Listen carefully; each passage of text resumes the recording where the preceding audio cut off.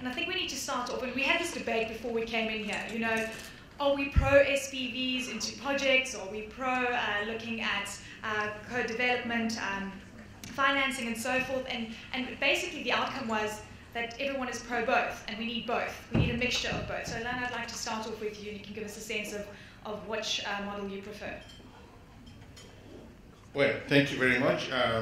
Again, I run IFC InfraVentures globally, which is project development fund doing co-development, project development of private infrastructure globally with a strong focus on Sub-Saharan Africa. In terms of the model that we like to see, whether we like to invest in specific project, or whether we like to invest in holding companies to back teams, frankly, the business model of IFC InfraVentures is really to team up with co-developers on specific projects. And the rationale for our business model is because we have also a development team that we have globally and in Sub-Saharan Africa as well. And we like to believe that we can actually create value at the project level by teaming up with co-developers and actually advance the development on areas where IFC, the World Bank Group, has a specific advantage in terms of advancing the project. Now, this is what IFC InfraVentures does. But within IFC, the International Finance Corporation, we also have a group which can back teams, which can invest money in developing companies so that those developing companies will get the money and advance the project.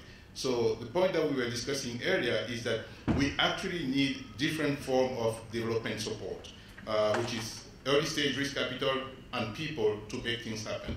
We are focusing on the outcome, how many projects we can actually get done, rather than the process, rather than the type of options that type of framework in which we could invest. Fantastic, Alain. Thank you so much. And I'd like to get just to you to comment on a few of the numbers that TAS gave through to us. I mean, just to confirm, $80 million coming through at feasibility stage on the continent. TAS, is that the number you gave? What is your view on this? I mean, how do we, this is just it's such a small number, and we're debating, you know, the big $95 billion that we keep hearing about in terms of infrastructure need on the continent. So it's true that the numbers may vary. I mean, there is a consensus which is based on a relatively old study from the Africa Infrastructure Country Diagnostic led by the World Bank and other donors on the investment requirement in Africa infrastructure. I think everybody is hearing about $90 billion plus, 95, maybe $100 billion annually a year. And half of this investment required in the power sector, so big numbers. And less than half of it has been invested. So there's a huge investment gap. But that's the investment gap based on the need. But what we see on the ground in terms of the projects that are getting done is relatively small. But I have to say that we haven't seen a lot of project development resources in terms of risk capital, early stage risk capital coming into the continent. But the money is available, it's not been invested. If you look at folks like Black Rhino, which is backed by Blackstone with huge amount of money, you look at Endeavor, backed by Denham Capital with huge pool of money, these guys are willing to spend development capital. The question is, where do we find the right project that these guys believe that they can take to financial close relatively quickly?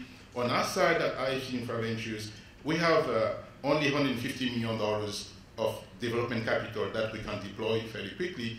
I like to say to everybody that if we find the right project to deploy that money, IFC will give us much more money because we have the balance sheet to fund billions of dollars of infrastructure projects in the continent. So I think the issue really, again, is not really the money. The money is there, although we want to see a bit more early stage risk capital coming in. But if we have a proper conducive environment, investment climate, I think we're going to see a bit more money coming into that. And we welcome the Africa 50 initiative that's going to be also in the market trying to push projects together. And we would like to partner, the name of the game is partnership, putting together the right partnership to make those projects happen. First, reach to financial close. Thank you. Fantastic. And I see you agreeing with that. Yes, most of the time, large pieces of infrastructure are public-private partnerships where you have to work with the government and find different ways to have the party which is the best able to manage certain risk or provide certain services will do it. Especially in sectors which are less commercial, such as, let's say, the transport sector, in the road sector. I just saw my friend Uche coming in. We were looking at some bridge project in Nigeria where we were thinking about bringing in the private sector capital, but also some level of government support in terms of subsidies at a certain level to make the overall project bankable. So project development, in that sense, it's about bringing the parties together and find a bankable structure that you could then sell to the lenders. And now, in the power sector, it's most of the time a bit more commercial, and you can actually do most power projects today without government subsidies. And then you need maybe government support for the offtake, etc., etc. So again, in private infrastructure, you need government. But we have to do something. We have to say something. I think it's Solomon who said it earlier. Not all infrastructure projects will be suitable for private sector support or private sector participation. Let's face it, there's still a lot of work that could be funded by the government, and we cannot hold Africa to a different standard in the sense that saying that most of the infrastructure projects today should be financed with private money. I think there's some pieces that the government should do, and then the most commercial pieces, power, ports, for example, certain kind of port, I think the private sector would be a bit more actively involved in doing those projects and pipelines. Okay, that's an interesting point. Finally, Doing business in Africa, you can't afford to be without Africa Investor.